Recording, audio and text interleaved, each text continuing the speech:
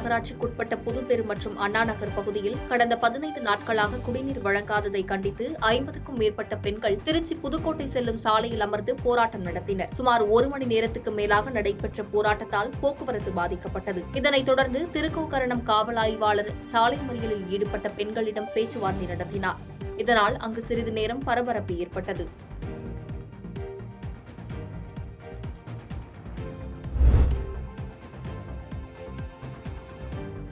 மயிலாடுதுறையில் கடந்த 2ஆம் தேதி சிறுத்தையின் நடமாட்டம் தென்பட்டது.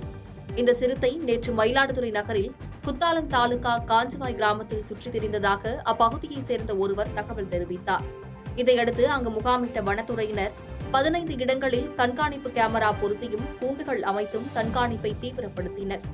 இந்நிலையில் காஞ்சிவாய் கிராமத்தை அடுத்த பேராவூர் ஊராட்சியில் சிறுத்தையை பார்த்ததாக 5 பேர் வனத்துறையினருக்கு தகவல் தெரிவித்தனர்.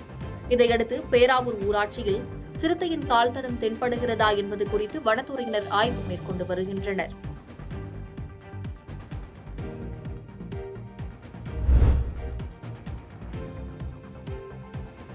தேனி மாவட்டம் போடிநாயக்கனூர் அருகே உள்ள கோடங்கிப்பட்டி கிராமத்தில் கிராம மக்கள் நாடாளுமன்ற தேர்தலை புறக்கணிக்கப் போவதாக வீடுகளில் கருப்பு கொடி கட்டியும் எதிர்ப்பு தெரிவித்ததால் பரபரப்பு ஏற்பட்டது. போடி தாலுகாவிற்குட்பட்ட கோடங்கிப்பட்டி கிராமத்தில் சுமார் 250க்கும் மேற்பட்ட குடும்பங்கள் வசித்து வருகின்றனர். இந்நிலையில் கடந்த 1994ஆம் ஆண்டு ஏழ்மை நிலையில் உள்ள கிராம மக்களுக்கு வழங்கப்பட்ட பட்டாவை தனிநபர் போலி ஆவணம் செய்து ஆக்கிரமிப்பு செய்ததாக குற்றம் சாட்டி சம்பந்தப்பட்ட அதிகாரிகளிடம் பலமுறை புகார் தெரிவித்துள்ளனர். ஆனால் இதுகுறித்து எந்த நடவடிக்கையும் எடுக்காததால் நாடாளுமன்ற தேர்தலை புறக்கணிக்கப் போவதாக கூறி கிராம மக்கள் வீடுகள் தோறும் கருப்பு கொடி கட்டியும் கையில் கருப்பு கொடி ஏந்தியும் போராட்டம் செய்ததால் பரபரப்பு ஏற்பட்டது.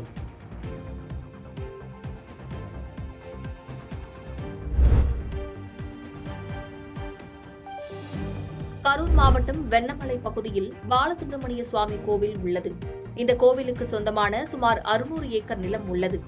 இந்த இடத்தில் 450க்கும் மேற்பட்ட மக்கள் பல ஆண்டுகளாக வீடு மற்றும் தொழில் நிறுவனங்கள் அமைத்து வசித்து வருகின்றனர். இந்நிலையில் இவர்கள் கோவில் நிலங்களில் வீடு கட்டி குடியிருந்து வருவதாகவும் மக்களின் சொத்து கோவில்களுக்கு சொந்தமானது என நீதிமன்றம் தீர்ப்பு வழங்கி உத்தரவிட்டது.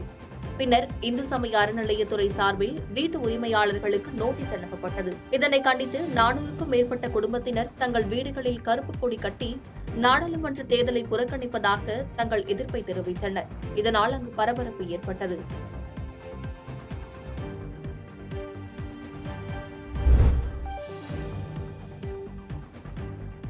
விழுப்புரம் மாவட்டம் செஞ்சி அடுத்த கொங்கரப்பட்டு கிராமத்தை சேர்ந்த தங்கராசு என்பவரின் மகன் அஜய்குமார். இவர் கொங்கரப்பட்டு அரசு மேல்நிலைப் பள்ளியில் 10ஆம் வகுப்பு பயின்று வருகிறார். இந்நிலையில் இன்று தேர்வு எழுதுவதற்காக கொங்கரப்பட்டு பகுதியிலிருந்து உறவினருடன் இருசக்கர வாகனத்தில் தையூர் நோக்கி சென்றுள்ளார். அப்பொழுது எதிர்பாராத விதமாக இவர் சென்ற இருசக்கர வாகனத்தின் மீது எதிரே வந்த இருசக்கர வாகனம் மோதியதில் அஜய்குமார் காலில் பலத்த காயமடைந்துள்ளார். இதனைத் தொடர்ந்து அவரை மீட்டு செஞ்சி அரசு பொது மருத்துவமனையில் சிகிச்சைக்காக அனுமதித்த நிலையில் சிகிச்சைக்கு பின் 108 ஆம்புலன்ஸ் மூலம் தேர்வு எழுதும் இடத்திற்கு கொண்டு செல்லப்பட்டு தற்போது தேர்வு எழுதி வருகிறார்.